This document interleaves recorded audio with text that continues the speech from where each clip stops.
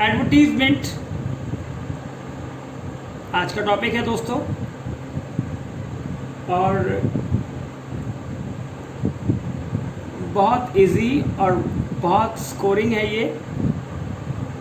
आइए जान लेते हैं। Let's know about the advertisement. एक वे है अपनी इंफॉर्मेशन को लोगों तक पहुंचाना थ्रू द मीडिया। ये मीडिया हो सकता है न्यूज़पेपर, ये मीडिया हो सकता है मैगजीन, ये हो सकता है टीवी चैनल। तो ये जो एडवर्टीजमेंट है इसको हम दो टाइप्स का बोल सकते हैं। Broadly speaking there are two types, classified advertisement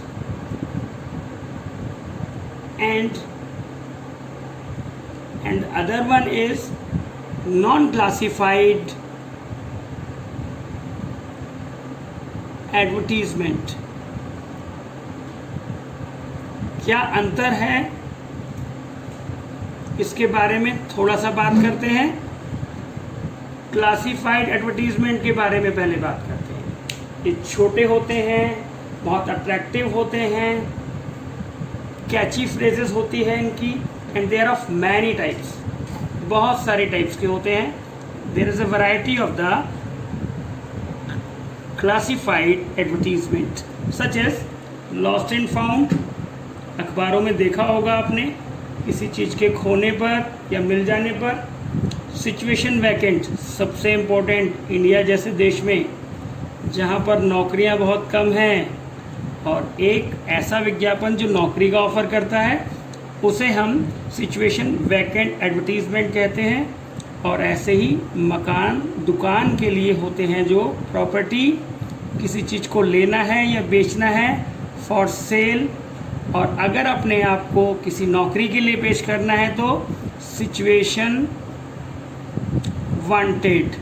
और तो और अगर आपको शादी करनी है तो मैट्रिमोनियल। सारी सेवाएं यहाँ पर उपस्थित हैं आपके लिए with the help of classified advertisement. आज लेकिन हम जिसकी बात करेंगे, इसके बारे में हम फोकस करेंगे, वो है सिचुएशन वैकेंट। तो आइए शुरू करते हैं। Let's begin that. आज का टॉपिक है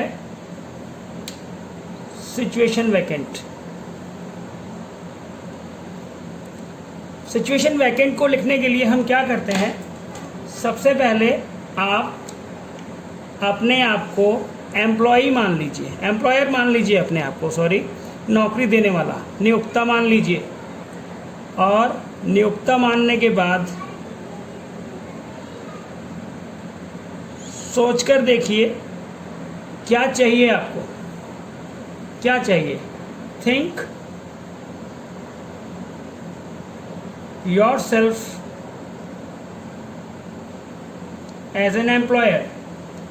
मेरे दोस्तों ये बहुत ज़रूरी है, क्योंकि हम चाहते नहीं कि आप इसे याद करें। याद करने वाली कोई चीज़ नहीं है, नेचुरल आना चाहिए। तो आप अपने आप को एक मान लेते हैं एम्प्लॉयर, और फिर आपको क्या चाहिए इसको ज़रा देखते हैं।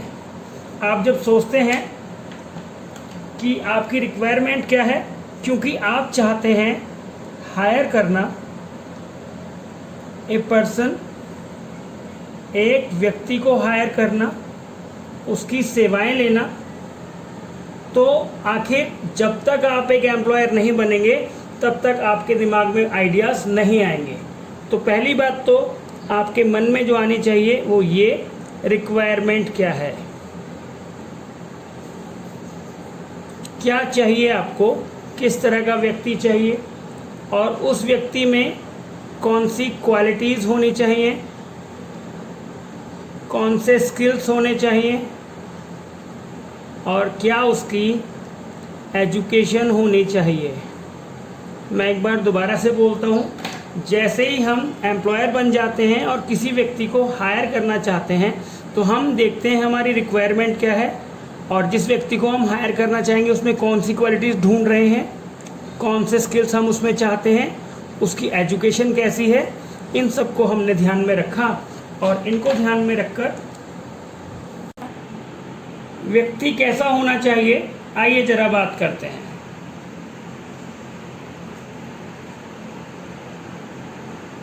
उस व्यक्ति के अंदर कौन कौन से गुण आपको चाहिए, तो जरा देखते हैं हमारी क्या रिक्वायरमेंट है और किस तरह का व्यक्ति हमें चाहिए।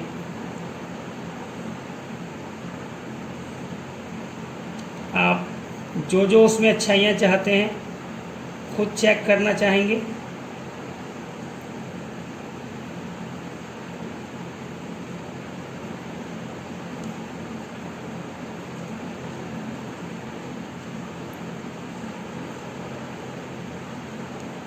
कैसा व्यक्ति आपको चाहिए, कौन कौन सी क्वालिटीज़ हैं, इस बारे में ज़रा सोचना पड़ेगा ना, क्योंकि आप अपना बिजनेस उसके हाथ में देंगे, उससे कई तरह की काम लेंगे, तो आप सबसे पहले उसमें देखना चाहेंगे क्वालिटीज़।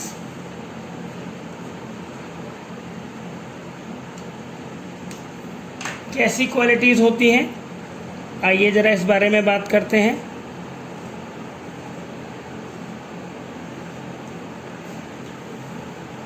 हम चाहेंगे वो स्मार्ट हो, एफिशिएंट हो, काम को जल्दी से कर दे और उसे बहुत जल्दी से बात आ जाए समझ में, स्मार्टनेस से, और फर्राटेदार इंग्लिश बोले तो इसके लिए वो कॉन्वेंट एजुकेटेड हो। ऐसा कई जगह माना जाता है, इंग्लिश का बहुत इम्पोर्टेंस है ज़िंदगी में, आपको पता चलेगा। और कॉम्पिटेंट हो, योग्य हो, बहुत ज़्यादा विशेषज्ञ हो, यंग भी हो, क्योंकि यंग लोग ज़्यादा काम करते हैं, जैसे आप हैं ज़्यादा काम कर सकते हैं, बस आपको पता नहीं है। यंग और डायनामिक हो। कई बार हम कहते हैं कि मिनिमम क्वालिफ़िकेशन जो हम देखते हैं वहाँ पर क्या होती है, ग्रेजुएट हो। तो आपने देखा कि हम कुछ क्वालिटीज़ देखना चाहेंगे। जनरली नौकरी में यही क्वालिटीज़ देखी जाती हैं। स्मार्ट होना चाहिए, एफिशिएंट होना चाहिए, कॉन्वेंट एजुकेटेड ऑप्शनल है, कुछ और नहीं चलेगा तो कुछ और ले लेंगे, और उसे योग्य होना चाहिए, यंग डायनामिक होना चाहिए, और स्नातक होना चाहिए, ग्रेजुएट होना चाहिए। कुछ स्किल्स भी चाहिए हमें, स्किल्स भी देखते हैं हम उसमें कुछ। ये आइडियाज़ जब तक आपके मन में नहीं आएंगे आप उतना अच्छा नहीं कर पाएंगे। तो कौन कौन से स्किल्स हैं, हम अगर देखें क्या क्या चीज़ें हम चाहते हैं वहाँ पर, तो हम सबसे पहला जो चाहते हैं वो है गुड कम्युनिकेशन स्किल्स। बात बहुत अच्छे ढंग से कर सकता हो, अपनी बात कह सके, अपनी बात इस तरह से कहे कि उसका वही मतलब निकले जो वो कहना चाहता है। एक्सपीरियंस भी होना चाहिए उसको, कोई ट्रेनिंग है तो वो ट्रेंड भी हो तो ज़्यादा अच्छा रहेगा। और मैंने कहा ना इंग्लिश की बहुत वैल्यू है, तो वेल वर्स्ड इन इंग्लिश हम मान लेते हैं, वेल वर्स्ड इन इंग्लिश। अगर ऑफिशियल काम के लिए हम रख रहे हैं उसे, सेल्समैन या कोई मतलब एग्जीक्यूटिव बनाना चाहते हैं, तो ऐसी सब चीज़ें बहुत काम आती हैं। अब तक हमने बात की है, हम उसे ये चाहते हैं। तो अगर ऐसे गुण हमारे पास हैं, ये बातें अगर हमारे मन में होती है, तो आइए हम एक फॉर्मेट बनाते हैं।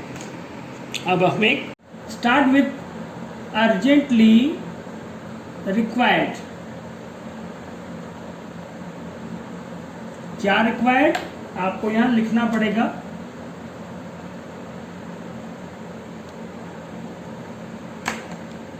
किस ऑर्गेनाइजेशन में चाहिए, इन, यहाँ पर नेम ऑफ द ऑर्गेनाइजेशन आ जाएगा, और फिर आगे कैंडिडेट, कैंडिडेट या एप्लीकेंट मस्ट बी, और यहाँ उसकी विशेषताएं जो आपको चाहिए, मैंने आपसे बताया था स्किल, क्वालिटीज़ जो आप उससे चाहते हैं वो यहाँ पर आ जाएंगी। अभी मैं इसके बारे में बताता हूँ। और फिर एंड, मस्ट हैव, ये वाली क्वालिटीज़, ये वाले गुण उसमें होने चाहिए। और इसके बाद अगर कुछ खास बात है तो हम कह देंगे इस तरह के जो हैं उम्मीदवार will be preferred,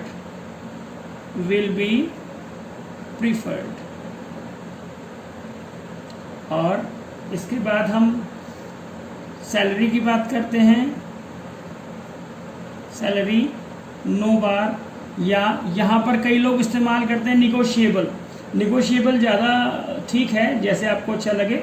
और फिर यहाँ पर लास्ट वाला हिस्सा जो है apply within a time limit within 7 days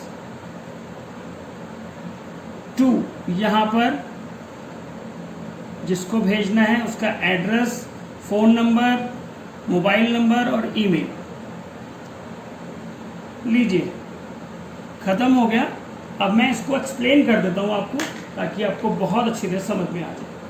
तो ये जो आपने देखा फॉर्मेट है, इस फॉर्मेट में हम जो स्टार्टिंग कर रहे हैं, नंबर 1 वो है हमारा टाइटल सिचुएशन वैकेंट। अच्छा, वर्ड लिमिट मैं बताना भूल गया, 50 वर्ड्स इसकी वर्ड लिमिट है, लेकिन हम इसे 40 वर्ड्स में ख़त्म करना चाहेंगे, बिल्कुल सही रहता है। यहाँ पर सबसे पहले तो आपको वैकेंसी लिखनी पड़ेगी, किस पोस्ट के लिए आप उम्मीदवार चाहते हैं। यहाँ पर इनके बाद वो फर्म आएगी, वो ऑर्गेनाइजेशन आएगी जो चाहती है अपने यहाँ एम्प्लॉय, और फिर कैंडिडेट या एप्लीकेंट में से एक लेने के बाद यहाँ उसकी विशेषता क्या क्या हो सकती है। वो यंग होना चाहिए, डायनामिक होना चाहिए, एफिशिएंट होना चाहिए, मेल होना चाहिए, फीमेल होना चाहिए। जितनी भी विशेषताएं हैं वो यहाँ आ जाएंगी। तो इन डैश में आपको लिखना पड़ेगा qualities you are looking for, वो सारी क्वालिटीज़ जो आप ढूंढना चाहते हैं। फिर मस्ट हैव के बाद फिर दोबारा ये आ गया। इनमें क्या आ जाएगा, इसके अंदर स्किल आ जाएंगे, और इसके अंदर उसकी और भी विशेषताएं जो आप चाहते हैं वो सब इसमें आ जाएंगी। तो आपने अभी क्या सीखा, तो जो कीवर्ड्स हैं वो हैं मस्ट बी, और दूसरा कीवर्ड है मस्ट हैव। ये मैं बताना चाहता हूँ, इसमें कोई भी ग्रामर यूज नहीं होती। मस्ट बी और मस्ट हैव हमारे जैसा हमारा एडवर्टाइजमेंट है उसके हिसाब से हम चेंज कर लेंगे।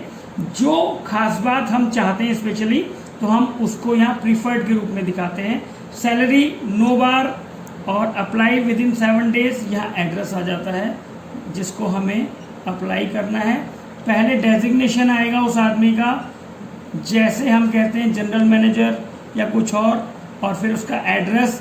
एड्रेस के अंदर मोबाइल और ईमेल लिखना ना भूलें, ज़माना अपडेट हो गया है। तो अब सबसे ज़्यादा चीज़ें जो एप्लीकेशन होती हैं वो ईमेल के द्वारा भेजी जाती हैं, या मोबाइल से अप्लाई कर दिया जाता है, या पोस्टल वे भी हम इस्तेमाल कर सकते हैं। तो मैंने आपको ये बता दिया। इसमें आप एक बार दोबारा से मैं इससे एक्सप्लेन करना चाहूँगा, तो एक बार ज़रा देखिएगा। फॉर्मेट में सबसे पहला हिस्सा है जिसमें हमें लिखना होता है किस पोस्ट के लिए चाहिए, टीजीटी, पीजीटी, डांस ट्रेनर या कोई स्टेनोग्राफर, वो सब इधर आएगा मेरे बच्चों। इसके बाद किस ऑर्गेनाइजेशन में चाहिए, जैसे एचएमटी वॉच वाले अगर चाहते हैं, या कोई और फर्म है जो अपने यहाँ पर एक फ्रंट डेस्क ऑफिसर चाहते हैं, तो यहाँ पर आएगा ऑर्गेनाइजेशन और यहाँ पर आएगी आपकी पोस्ट। फिर कौन कौन सी विशेषताएं होनी चाहिए, जैसे कि मैंने आपको बताया था कि विशेषता के नाम पर क्वालिटीज़, स्किल्स और क्वालिफिकेशंस, ये सब चीज़ें हमें यहाँ फिल करनी है। ग्रामर का कोई यूज़ ही नहीं है। In the name of the grammar you have to use must be और मस्ट हैव।